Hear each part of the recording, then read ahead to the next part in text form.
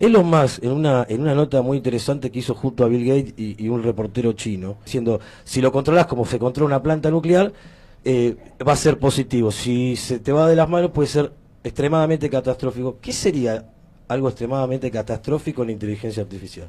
Cuando yo por primera vez vi programadores admitir eso, decir, mira, la verdad es autónomo.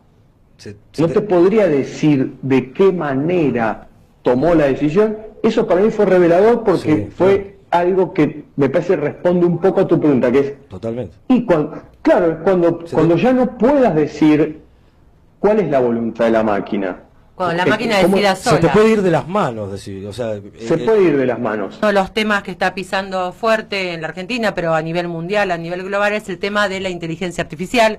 Estuvimos explicándole un poco a la gente, mostramos un video con un resumen, pero hoy tenemos un especialista que lo tenemos ya conectado por Meet y le voy a agradecer. Es un argentino que está en Miami, es periodista especializado en innovación tecnológica.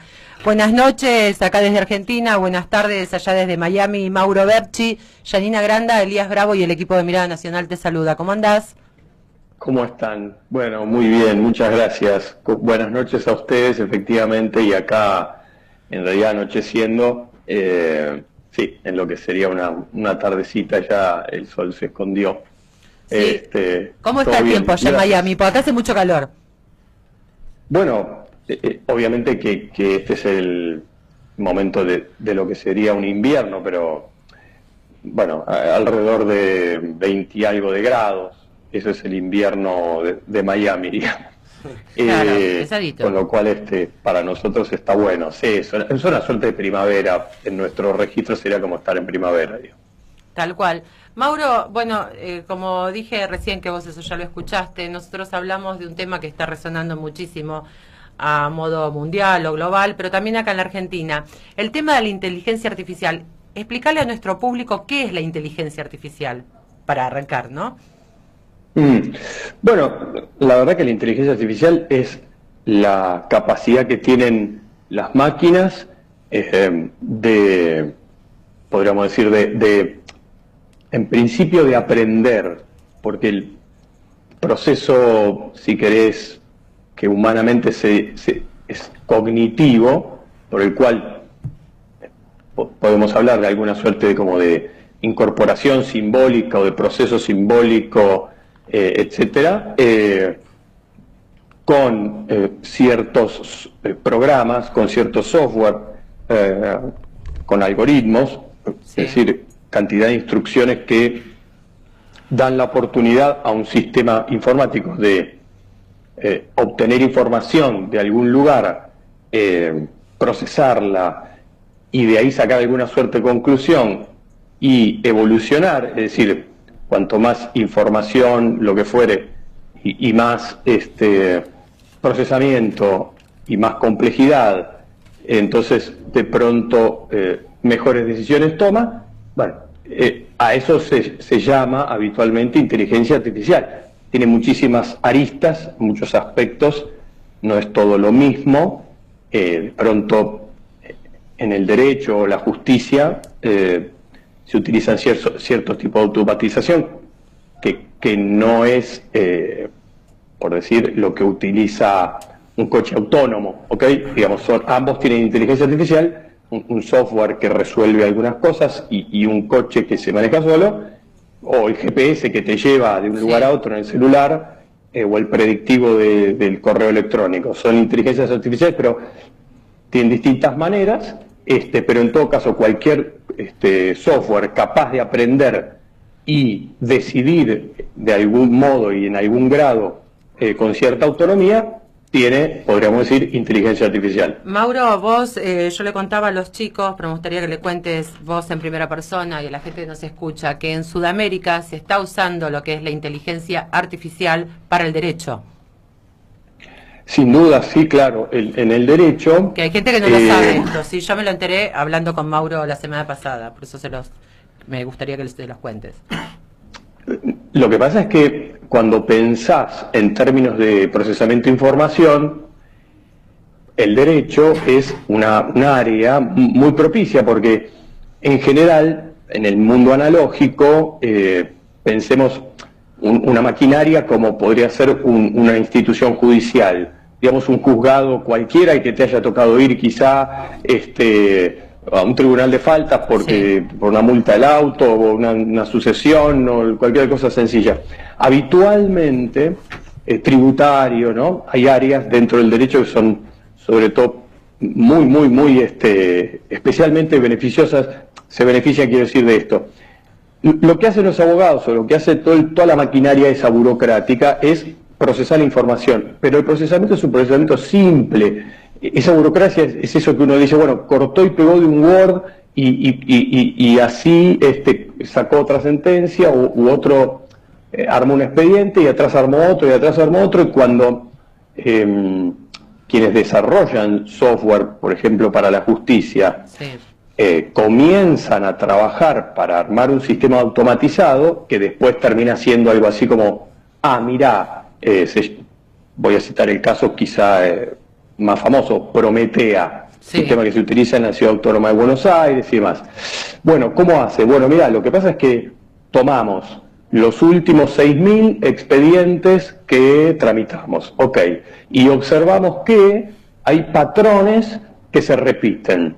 Bueno, un sistema automatizado elemental dentro de la informática es capaz de extraer esos patrones con un modo como de lectura de words. Entonces vos tenés, como si todo tu sistema está digitalizado, y lo único que tenés son archivos de texto, incluso PDF, tenés un software que lee y logra comprender lo que dice determinado texto. Saca de ahí la información que le pidas y observa parámetros comparables. A partir de eso lo que te dice es, mirá, vos me diste a mí, como te digo, 6.000 expedientes. De esos 6.000 expedientes, generalmente cuando pasaba esto y esto, la decisión era esta. Bueno, entonces en este caso que me estás dando ahora, hay un 98% de probabilidades de que la decisión sea esa. Y lo único que hace el ser humano es alimentar al sistema, el sistema le devuelve esa respuesta, como te digo, y hay un experto que lo único que hace es decir, sí, efectivamente tenemos un 98% de probabilidad de éxito, es decir, que esto sea la misma decisión que tomamos antes, chequeo que esté todo correcto, punto y chau. Y Prometea hace eso que te estoy contando en 4 minutos, y si eso lo hacían seres humanos, tardaban 6 meses. Bien. Es porque la capacidad de cómputo es tan tremenda y tan rápida. Que lee 30.000 documentos de Word. O sea, puede leer un expediente en minutos, en segundos. Te arma un expediente, te lo arma y se lo da al experto armado. ¿Por qué? Porque esa copia y pega de la persona que está en un escritorio, qué sé yo, y la búsqueda de ciertas palabras clave con las cuales va armando un área de sentido, bueno, obviamente que un sistema informático lo hace infinitamente más rápido que un ser humano o un conjunto de seres humanos. Entonces, cuando se trata de un tipo de automatización sencilla como los beneficios entendidos en términos de eficiencia, bueno, son tremendos, porque como te digo, Prometea, lo tenemos recontra mil estudiado porque fue el primero en habla hispana, y digamos, el primero compatible con los derechos humanos. Entonces, en 4 minutos resolver un expediente que hubiera tardado 6 meses, etcétera, claro, por ejemplo, lo utiliza el Ministerio Público Fiscal para determinar si una persona tiene o no que recibir un subsidio porque está en situación de calle. Y bueno, imagínate, una persona en situación de calle, ¿qué preferimos? ¿Que espere 4 minutos y Prometea le resuelve el problema, o 6 meses porque hay una cantidad de burócratas sentados en tus escritorios copiando y pegando y leyendo Words? ¿Me entendés? Como lo harías vos o lo hago yo. Y no, casi seguro que vamos a usar Prometea, digamos, planteado de este modo, ¿se entiende? Tal cual. Elías Bravo te saluda, así que Nada, te vamos a ir preguntando los dos, pero te lo presento formalmente. Mauro, buenas noches. Hola, Elías. Es un gusto, la verdad que este tema nos interesa y también nos genera cierta incertidumbre en algunas cosas, está bueno que poder charlarlo con vos. Y yo arranco con dos. La primera es, se está planteando esto como que este cambio tecnológico, esta incorporación de la tecnología va a generar, o sea, va a generar una nueva revolución en los modos de producción, o sea, en bajar los costos y en mejorar los tiempos, un poco lo que venías diciendo, y además, como marcaste, ya está entre nosotros. Pues, la primera pregunta es, ¿estamos viviendo una revolución tecnológica y somos contemporáneos de eso, como fue la revolución industrial, digamos que todos estudiamos? ¿Somos contemporáneos?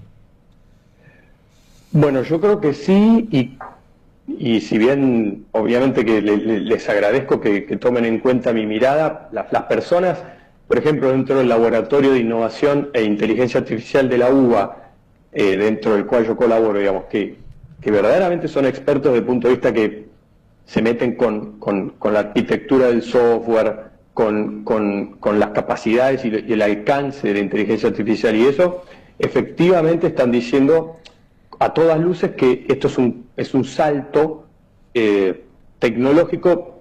Eso responde a dos cualidades. La primera es que, dado que esto no deja de ser software, o sea, programas informáticos que hoy tenemos en toda clase de dispositivos que tenga un procesador, entonces se llaman tecnologías de propósito general que atraviesan a la sociedad de manera horizontal. Entonces, primera cosa que distingue a esto de lo que diríamos otro avance tecnológico, que lo hace mucho más poderoso, es que le pega a todo, porque, digamos, en la medida en que hay procesadores de información en casi todo lo que te rodea, o puede haberlo, todo empieza a tener potencialmente la capacidad de procesar información y por lo tanto interactuar con el ser humano. No así, insisto, si uno dice, bueno, grandes avances tecnológicos de la historia comenzando ya, el auto, ok, es tremendo, pero no tenía que ver con la subjetividad humana del modo que tiene que ver la inteligencia artificial. Sí. Y en segundo lugar, porque expande, esto está en un libro que está muy bueno, donde el prólogo lo hace el jefe de tecnología de la OIT y habla de cobotización, es decir, y explica, cobotización es que el ser humano en el siglo XXI tiene que aprender a vivir y trabajar, vivir en sentido amplio, trabajar, sí, divertirse, tener relaciones humanas de todo tipo, ¿verdad?, colaborativamente con máquinas. Máquinas entendiendo a las computadoras, a los dispositivos más comunes que tenemos a mano, al celular, y también eventualmente robots, que ya es otra categoría porque es una máquina hecha para ser autónoma y para tener... Entonces, al hablar de cobotización, expande tu capacidad intelectual. Ustedes saben que, para ir a un ejemplo completamente básico, sí, hoy nos está avisando del cumpleaños, de todos nuestros recuerdos, nuestra memoria está infinitamente expandida por el software, simplemente por las redes sociales o por el calendario de Google que nos avisa que es el cumpleaños de fulano o que hace 2 años estábamos en el mismo sitio que ahora y demás. Entonces, cuando una tecnología no es que te hizo la vida más confortable nada más, o te simplificó algo, o te aceleró un proceso, o fue más eficiente, sino que directamente le apuntó, digamos, a tu centro neurálgico, eso te hace un cambio de época, y eso es lo que está pasando. Tal cual. Y en ese cambio, ¿no?, que si estamos siendo contemporáneos de una revolución, hay una discusión entre los que están a favor, los que están en contra, y todo el desafío que genera un cambio en este sentido. Y es inevitable la comparación que se hace con otras revoluciones donde la incorporación de la tecnología a través de la máquina mejoró los medios de producción, mejoró los tiempos de producción y genera algo que es volver obsoleto lo que se venía haciendo y plantear otro desafío para la incorporación del hombre en el sistema productivo y en la vida del trabajo. Ahora, En este caso, esta revolución, yo esto te lo pregunto porque hay una idea de esto de la destrucción creativa, ¿no? Ese concepto, para definirlo, de la escuela neoliberal, o por lo menos esa visión, donde se explicaban las anteriores revoluciones diciendo, no tenga miedo, lo que rompe por un lado lo genera por el otro, y le encuentra un canal al hombre, al ser humano, para acomodarse y tener un rol a través del trabajo. En esta hay cosas que se cumplen, la incorporación de tecnología que revoluciona, la baja del costo de la producción, los tiempos de producción, pero me parece que la diferencia está que entre la robótica, que reemplaza al hombre en lo físico, en la fuerza, y la inteligencia artificial, que está buscando reemplazar cognitivamente, como decías vos, o sea, que va a reemplazar la mente del hombre y la hace muchísimo más potente y mejor, entre la robótica y la inteligencia artificial, pareciera no dejar camino para el ser humano para adaptarse. Entonces esto de que destruye y crea, por ahí destruye y no se ve, o no hay una forma de verlo fácilmente, dónde estaría el hombre haciendo las cosas mejor que la máquina si te reemplazan la mente y la fuerza. Sí, entiendo el planteo, y es un debate muy habitual, digamos, porque es razonable cuando uno ve justamente, ¿no?, disrupciones de estas características. Bueno, ok, entonces rápidamente, de hecho, por ejemplo, está buenísimo verlo en diferentes campos.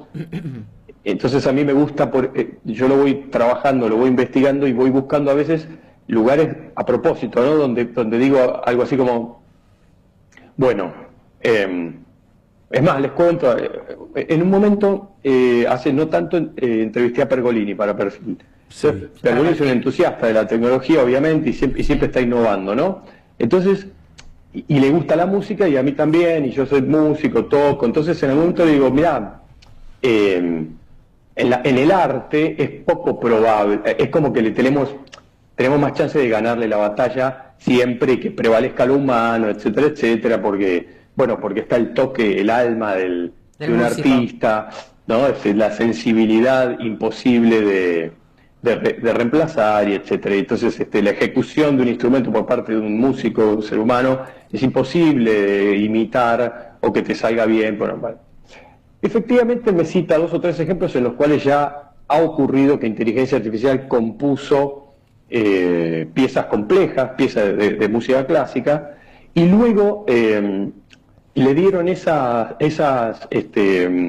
partituras a expertos, y lo ejecutaron orquestas, y nadie pudo distinguir, claro, si lo que estaba escuchando había sido compuesto por Mozart o por una inteligencia artificial.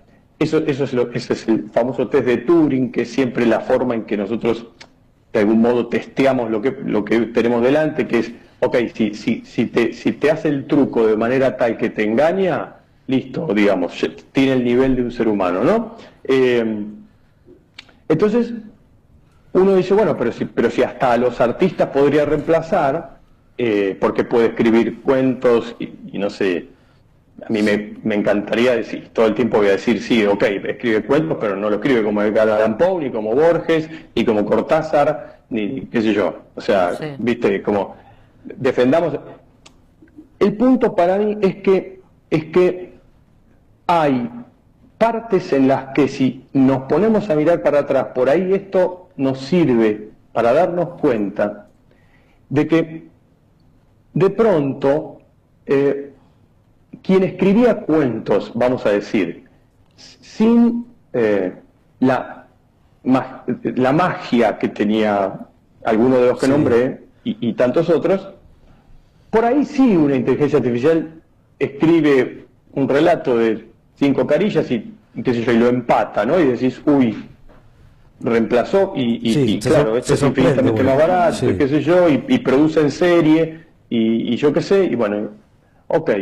Ahora, y lo mismo pasa con los artistas plásticos, y también trabajo con ellos, con Milo Lockett, con Jos Monzón, y gente que está empezando a experimentar con software que aporta cosas a su trabajo, y no con temor, ¿no?, sino como con esta curiosidad. Vos decís, pero escúchame, le decís a un sistema, quiero un jardín y el día está nublado y hay rosales y te tira 1,5 millones de imágenes, entonces de pronto decís, pero y son importantes, son buenas, y decís, esto, un pintor estaba, qué sé yo, 1 año para pintar este cuadro y esto voy, lo hago imprimir y qué sé yo, ¿cómo distingo si esto lo hizo un ser humano o no? Y así, ¿no? Sí, lo llevaste a un extremo del arte encima. O sea, si eso es en el arte, ¿qué le queda a las cosas? Imagínate en algo bastante más rústico, como mecánico, es, administrativo, digamos, el copy y pegue de un administrativo en una oficina, y mucho más el robot de Amazon que anda por una planta de 600 metros cuadrados levantando cosas y poniéndolas en otro lado. Decís, no, bueno, una locura. No hace falta ser muy inteligente para hacerlo, digamos. Y suena duro, suena feo decirlo. Pero lo que yo quiero decir en esto es, te hace mirar hacia atrás y decir, bueno, ok, ¿qué es el ser humano? ¿Dónde está la humanidad respecto de alguien que se dedica a ponerle un sello en una hoja y pasársela al de al lado, ¿verdad? Y que el tip es, nosotros en realidad somos siempre los que tenemos el botón de on-off de todo y los que podemos enchufar la maquinita. Ahora, si nosotros nos comportamos como robots, y entonces lo que hacemos es agarrar un papel y poner el sello, y tenemos una persona adelante que necesita algo, y en vez de comportarnos humanamente y tratar de empatizar y decir, bueno, a ver, ¿cómo resuelvo su problema? Decimos, no hay sistema. Bueno, ese, digamos, lo reemplaza un software y la opinión pública aplaude, porque dice, sí, ok, ahorremos un sueldo de alguien que por su capacidad humana le permitía comportarse como un robot en vez de como un ser humano. Humanamente. Nico te saluda, Mauro. Hola, Nico. ¿Qué tal, Mauro? Bueno, buenas noches, buenas tardes allá, creo. Muchas gracias por salir con nosotros. Vos, una de las cualidades que dijiste de la inteligencia artificial, que tiene la capacidad de aprender y de tomar decisiones. Entonces, mi pregunta es si se puede perfeccionar a sí mismo, evolucionar, digamos, sin la mano del hombre, sin un hombre programando tras eso, si es tan autónoma en la capacidad de aprender para evolucionar a sí misma. Sí, claro. Hay diversos sistemas de inteligencia artificial y los más evolucionados, por ejemplo, los que se utilizan para coches autónomos, parten de una red, lo que se conoce como red neuronal o sistemas convolucionales, que si vos los ves diseñados en una pantalla, digamos, son muy similares a lo que veríamos en el cerebro, y su modo de funcionar plantea lo siguiente. Así como un bebé, suponemos, tiene una capacidad de sinapsis que se va enriqueciendo en la medida en que va incorporando información, y eso hace que haya diferentes circuitos sinápticos que se van enriqueciendo y van ramificándose, y así evoluciona su cerebro. Hay sistemas de inteligencia artificial que se llaman, que hacen deep learning, decimos, que es aprendizaje profundo por redes neuronales, insisto, incluso convolucionales, es decir, circuitos que van y vienen sobre sí mismos, giran sobre sí mismos para ver si hicieron algo bien, cómo podrían haberlo hecho mejor, que es lo que hace cualquier ser humano que se exige a sí mismo, ¿no? Decir, bueno, yo quería hacer esto, ok, lo hice, pero ahora voy a revisar el proceso a ver en qué cosa podría haberlo hecho todavía mejor. O sea que se fiscaliza, digamos, a sí mismo y evoluciona en ese sentido. Esto, bueno, volviendo al mundo del trabajo que te preguntaba Elías recién, yo me acuerdo hace unos años que nos decían a todos que los programadores era el futuro, era el futuro, sí, del trabajo. Bueno, esto me parece que también viene a quitarle a los programadores esa función, y entonces uno siempre se pregunta, ¿tecnología para qué? O en función de qué y a quién le sirve. Entonces eso, o sea, si viene a, digamos, a cambiar de tal forma la vida de la humanidad, el sentido que tenemos los humanos, digamos, ¿a quién está beneficiando? Y cuando te preguntaba quién beneficia esto, si nos va a reemplazar totalmente, es quién lo financia. ¿Quién está atrás de todo esto?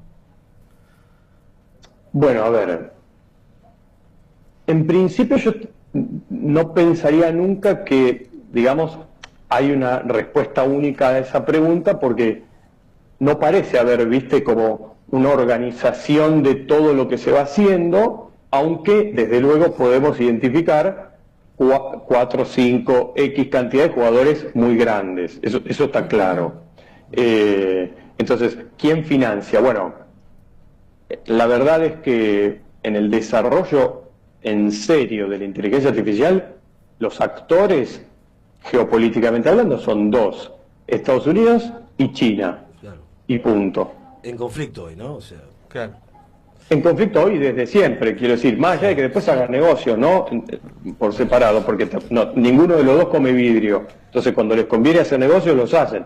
Pero puestos en veredas opuestas, Sí. con concepciones y miradas opuestas respecto de lo que quieras, Sí, de los sistemas políticos, de la organización social, de lo que quieras. Bueno, los dos que realmente están jugando esta carrera ahí está. son Estados Unidos y China. Europa la ve pasar, Sí. tiene una postura mucho más de regulación, su energía y su capital está puesto mucho más en ver cómo mira la parte ética de la implementación Sí. de las cosas, etcétera, etcétera, pero sabe muy bien que no tiene la capacidad de patentamiento ni por asomo que tiene Estados Unidos, y tampoco China, que igual viene de atrás, pero con una capacidad asombrosa y con otras estrategias. Es interesante Entonces, esto, porque yo pensé, la verdad, que en vez de decirme Estados-Nación me ibas a nombrar capitales privados. O sea, hay una política directamente decisiva, digamos, de estos dos países de financiar y de apoyar para esto. porque a su vez, Nicolás, no hay manera, yo entiendo, sí, ya sé, desde luego, el segundo Anillo, paso de la claro. respuesta podría Claro. ser, Google, mirá, Tesla, Google, claro. Amazon, Facebook, Apple y Microsoft Sí. son las dueñas de la comunicación hoy, La punto Big y Tech. aparte.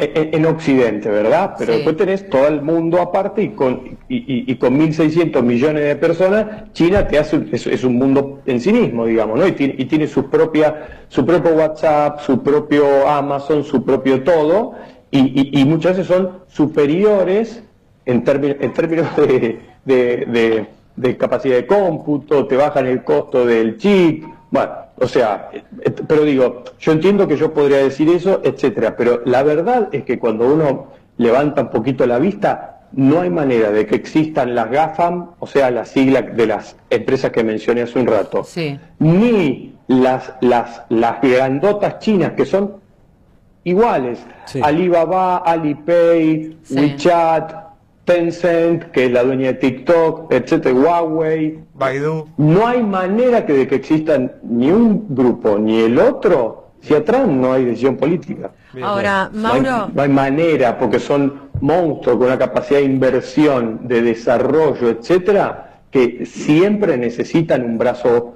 ejecutor político. tal cual, más allá de lo que es el brazo ejecutor político, ya sabemos, como te decía yo el otro día, que China ya está implementando, más allá de lo que es la inteligencia artificial en software, está implementándolo en robótica.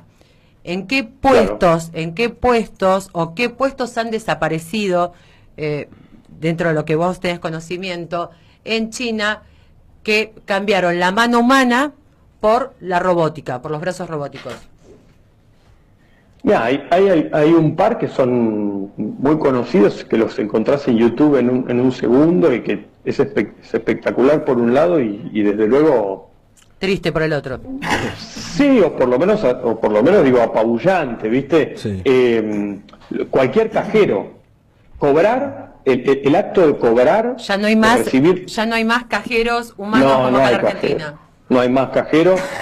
Acá en Estados Unidos todavía, digamos, sobreviven en algunos lugares, porque también, por eso, uno después tiene que conjugar esto con otras dimensiones, ¿no? Entonces, probablemente la cultura occidental, de alguna manera, le da algún valor al hecho de encontrarse. El otro día lo charlamos con mi esposa esto, mira, encontrarse con un ser humano. El encuentro humano en una determinada situación es valioso digamos, para un occidental, aunque no todo occidente es igual de la misma manera ni por asomo, ¿no? Pero te quiero decir, en China, digamos, está completamente automatizado cualquier sistema de cobro. Vos vas ahí, búsquenlo en YouTube, en el súper no hay ya un ser humano en línea de caja, no hay nada, y pagás, de hecho, yo escribí un artículo, me parece, que se llamaba Pagar con la cara, y que tenía un doble sentido eso, que era, por un lado, el reconocimiento facial como sistema biométrico que te permitía, como tu cara está asociada a un tipo de identificación y a su vez a tu cuenta bancaria, vos llegás a la línea de cajas en el supermercado en China, te acercás a una cámara y pagaste.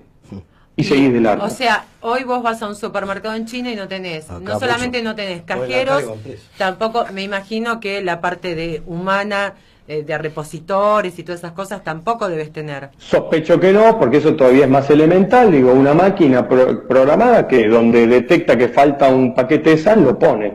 Fin, digamos. Pero, digamos, pagar con la cara era grosso porque el lado B era que el sistema de cibervigilancia chino es fenomenal y yo lo investigué durante un par de años con un investigador muy importante, CONICET, con quien escribimos después un libro que se llama Dante Avaro, que es un experto en esto, en el sistema de crédito social chino, ¿no? Entonces, pagar con la cara significaba también no tener ni un mínimo de anonimato o privacidad, nada, cero total. Sos todo el tiempo identificado por cámaras que están en todos lados y que están traqueando y la geolocalización de tu celular con tu cara, y eso hace que el sistema de crédito social funcione. Y entonces, ponele, otra función reemplazada es el juez. En China realmente te juzga un robot. No. Está juzgando una máquina. En China. Eso es así, y es así recontra sí. Y tampoco hay abogados. También todo es virtual. Muchas veces puedes recurrir a un abogado humano, pero en determinadas áreas, en esto trato de ser riguroso para no decir algo que no es, ¿no? O sea, por ejemplo, es muy controversial la utilización de esto en el derecho penal. O sea, meter presa a una persona con un robot es más complejo que te diga, che, mirá, tenés una deuda con la FIP, ¿me entendés? Con el Estado, o tenés, no pagaste los impuestos, o cometiste una falta o pasaste un semáforo rojo. O te tenés que divorciar, ¿no? O algo así, claro. Exacto, no es lo mismo que decir, bueno, mira, sos o no el homicida de tal persona y te corresponden 20 años de cárcel, no es lo mismo. Pero en China efectivamente se utiliza para derecho penal, y en algunas áreas puntuales directamente te juzga un robot. Hay un informe mío publicado en El País de España, donde comparé el sistema de justicia chino, el de Estonia, el de Estados Unidos y el de Argentina en cuanto a uso de inteligencia artificial. No está muy actualizado, eso creo que es de principios de 2020, pero yo ya ahí señalaba por dónde iban y cuáles eran los experimentos que estaban haciendo en que te juzgue directamente un robot en China. Y dado que ahí no hay directamente noción de derechos humanos que valga ni nada, no hay oposición a eso. No hay derecho el Partido Comunista Chino dice, señores, somos 1.600, siempre el argumento más o menos es el mismo, somos 1.600 millones, o nos ordenamos o esto es imposible, así que los robots son muy ordenados, ¿viste? Son muy precisos, cuando nos supera cualquier sistema el 95% de efectividad en lo que hace y de acierto, vamos para adelante, chao. Mauro, esto perdón, te quería completar sobre los Estados Unidos. Los lugares de comida rápida, el otro día entramos con mi mujer a un lugar donde ya acá en Miami no te atendía nadie, ¿no? No había nadie atrás del mostrador, no había nadie que te tome un pedido. Tremendo. Era una pantalla grande, una tablet enorme, vos señalabas todo con el dedo, lo que querías, el menú, y solo aparecía un ser humano cuando te daba la comida. Yo lo que le explicaba es, en ti podría llegar a entender el tema costos, evolución, economía, bla, bla, bla, pero para mí, y especialmente en Miami, que es un lugar súper latino, un montón de cosas, frío, que no haya un ser humano que te mire a los ojos y te salude a un lugar donde vos vas a comer, es re loco. O sea, Sí. Hasta frío, incómodo. ¿Cómo? No, que por lo que estás diciendo te choca la frialdad de eso, ¿no? O sea, Es chocante, entras a un lugar que es fantasmagórico. Sí, Digo, sí. vos decís, esto es una suerte como de reality, ¿qué está pasando acá? Pero- ¿Cómo entro a un lugar donde nadie me saluda, me da la bienvenida, me No. dice buen día, ¿cómo le va? No me dice nada, yo hago todo automático y aparece un ser humano solo cuando me entrega el coso y después se vuelve a esconder, pues están atrás de las máquinas que procesan todo, y yo me lo llevo, además de abaratar por 1.000.000, porque decía, Sí, no sí, está sí. el camarero, no está el que levanta la mesa, no está el que me toma el pedido, no está el que... Pero, digamos, Ni el de recursos humanos está ahí. no hay nada, claro, no, Porque pero... es que no hay que todo. Bajó tanto el personal que no.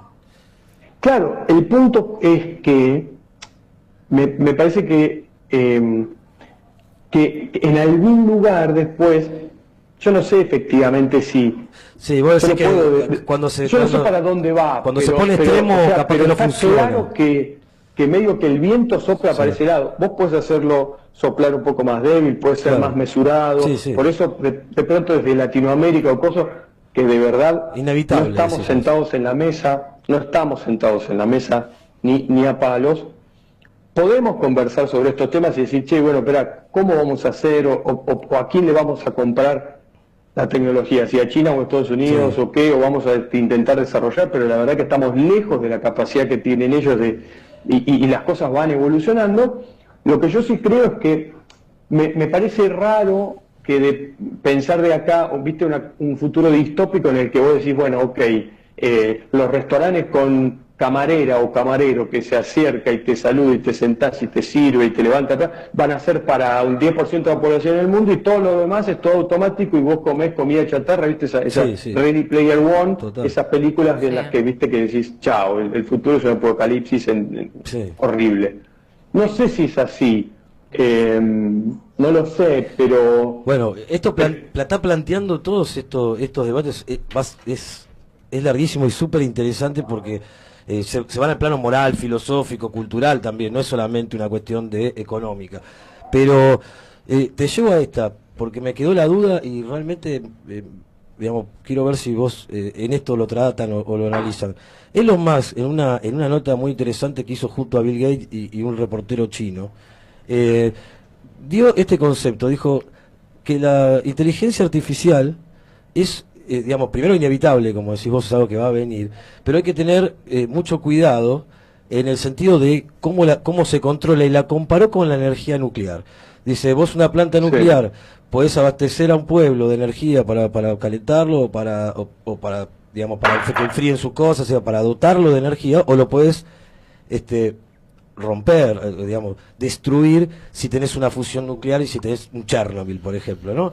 Claro. Y ponía mucho énfasis en el control de algo potente porque, dice, puede ser catastrófico. Y lo comparó con eso, diciendo, si lo controlas como se controla una planta nuclear, va a ser positivo. Si se te va de las manos, puede ser extremadamente catastrófico. ¿Qué sería algo extremadamente catastrófico en la inteligencia artificial? ¿Qué? Que digamos, las máquinas van a empezar a tomar decisiones y no sé, pero lo dice, cuando lo dice Elon Musk te lo pone a pensar seriamente, porque es uno de los que vos decís que... Por supuesto, porque eso, sí, ¿Qué hay sí, atrás sin de duda, eso? porque ¿Hay algo que no- sabe hay algo que no exactamente controla? lo que está haciendo. ¿Hay cosas que no entienden o no controlan o se les puede escapar de las manos de Mirá, una máquina que a mí vieron recién, yo les decía, hay diversos como niveles de inteligencia artificial. Claro. Cuando se analizó la incorporación de inteligencia artificial en la justicia penal norteamericana, acá, y hubo un caso hiper controversial y muy polémico que cobró notoriedad a nivel mundial, fue porque había un software que había desarrollado una Sí. empresa que se lo había vendido al sistema judicial de un estado norteamericano, por el cual medían tu tasa de reincidencia respecto a un delito para evaluar si te daban libertad condicional o no mientras estabas siendo parte de un proceso penal, ¿verdad? Sí. Te detenían, decían, bueno, este señor está imputado por la comisión de un determinado delito, el juez tiene dos opciones: te deja libre mientras investiga y ve si sos culpable o inocente, o te da prisión preventiva sospechando que si te deja libre o te fugás o entorpeces la investigación. Ok. Esa determinación se hacía con un sistema, con un software. Ese software se llama Compass, Sí. y fue muy famoso. Un caso que lo hizo saltar a la notoriedad. ¿Y cuál era el debate? Cuando alguien logra apelar y llegar a la Corte Suprema diciendo, miren, a mí no me queda claro por qué me están condenando, por qué no me dan libertad condicional, Sí. no queda claro porque cuando pedimos explicación respecto de cuál es el criterio por el cual me niegan la libertad condicional, básicamente los humanos que me responden me dicen porque dice el programa, Claro. ¿no? Sí, un programa que Y cuando- carga a alguien, y claramente. Y cuando preguntamos, ok, ¿y el programa qué criterio tiene? ¿En qué medida el programa puede explicar por qué a mí me dice que no y a fulano le dijo que sí, por ejemplo?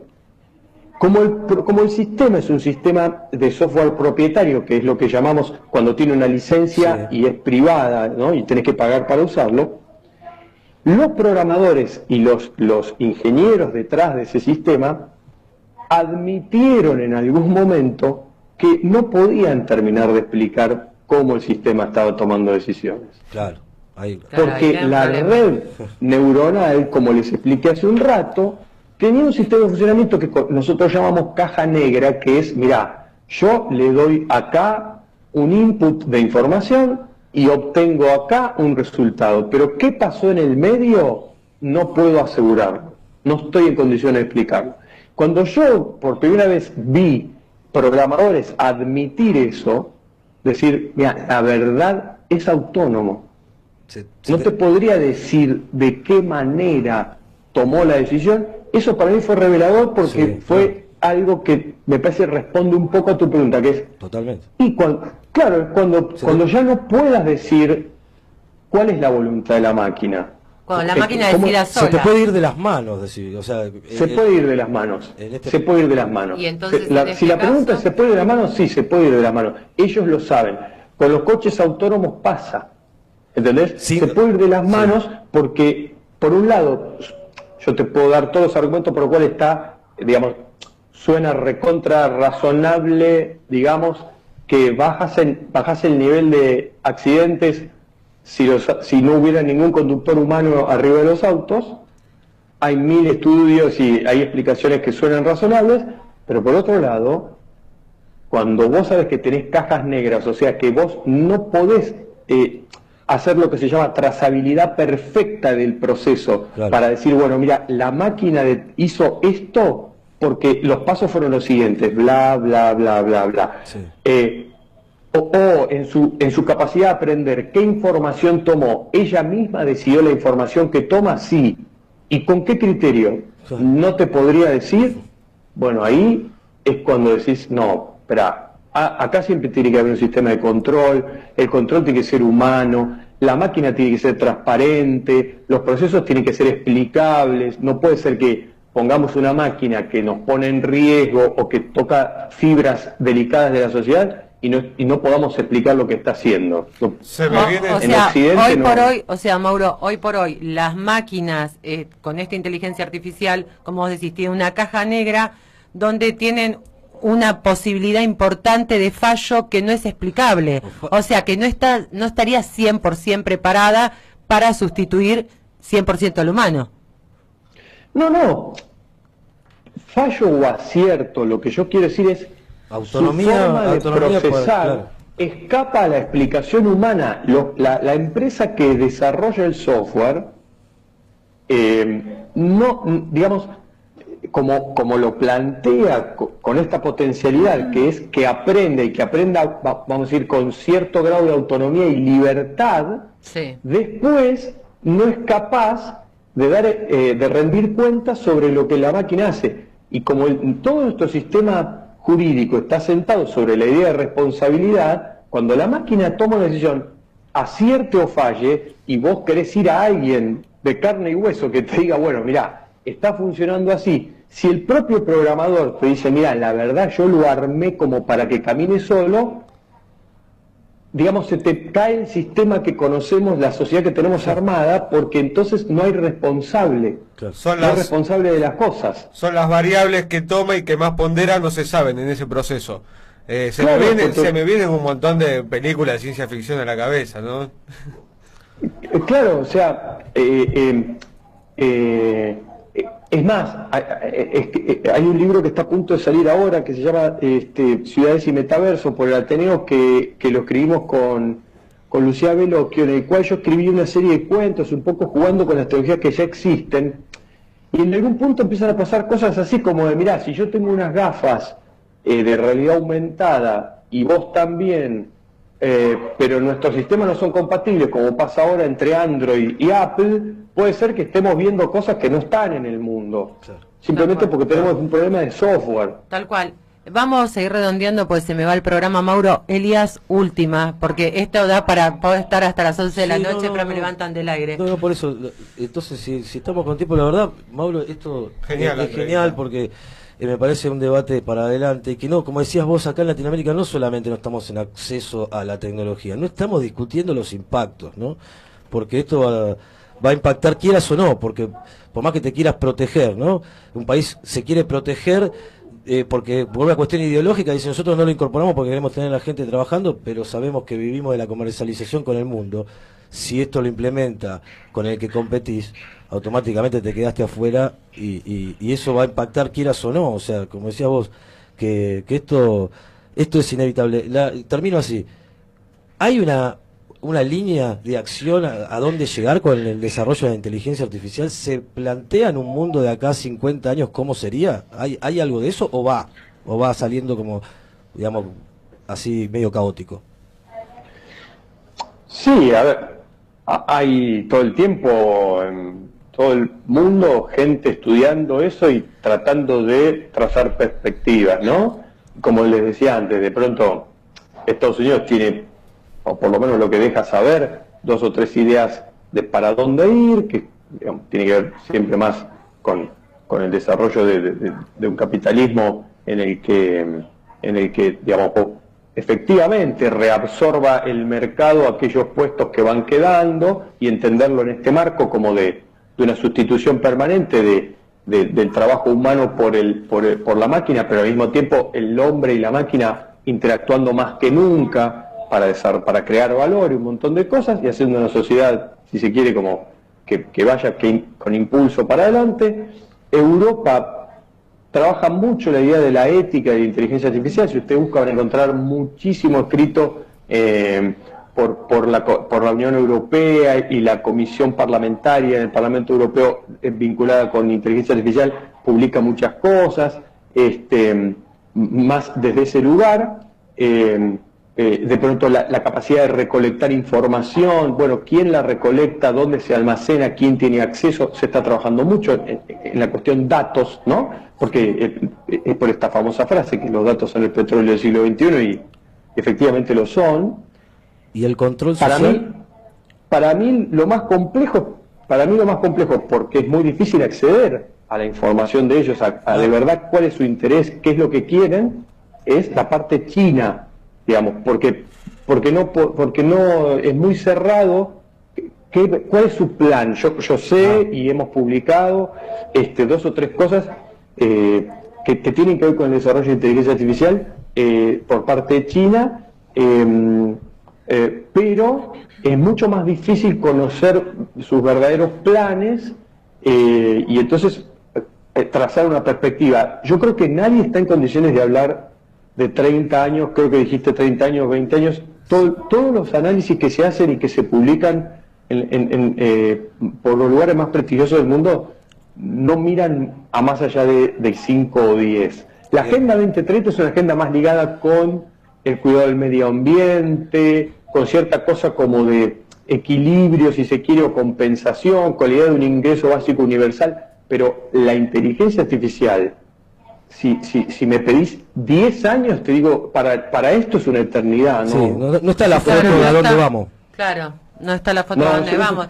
no se puede pensar a 10 años porque yo estoy viendo ahora acá taxis autónomos Claro. y hasta hace nada Sin era chofer, con para duda, un para- taxi autónomo y lo estoy viendo, entonces como Sí. no, Tal cual, sí, sí. Incluso ha contado Mauro, para ya cerrar, que incluso están los brazos robóticos para lo que son cirugías, que son mucho más precisos. O sea, el abanico de lo que es la inteligencia artificial es muy amplio. También habría que ver con esta inteligencia artificial si cesaría lo que es el cibercrimen, porque está todo relacionado. Vos ¿Cesaría o se potenciaría? o se potenciaría, habría que ver. Y después, justamente como vos decís, habría que ver si pasa a futuro y sigue desarrollando, que habla en pocos años, después los países menos desarrollados, como los países sudamericanos, ¿para qué lado irían? Si para comprarle la tecnología a China o a Estados Unidos, y si no habría una guerra también cibernética, ¿no? Porque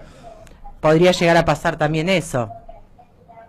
Sí, desde luego que hace no tanto hubo un problemita ahí, una chispa medio grande, cuando detuvieron en Canadá a la vicepresidenta de Huawei, porque Huawei estaba en los dispositivos Huawei que se vendían en Estados Unidos, según el FBI y la CIA, había una backdoor, es decir, había una filtración posible y todo el tiempo estaban reportando información a China, ¿no? Entonces, cuando se produjo eso, hubo como una cosa de medirse un poco, es decir, entre los dos grandotes, a ver si se agarraban a trompadas o no. Imagínate que encima están en los dos lados así opuestos del mundo, que si en el medio estábamos todos, ¿no? O sea, Sí,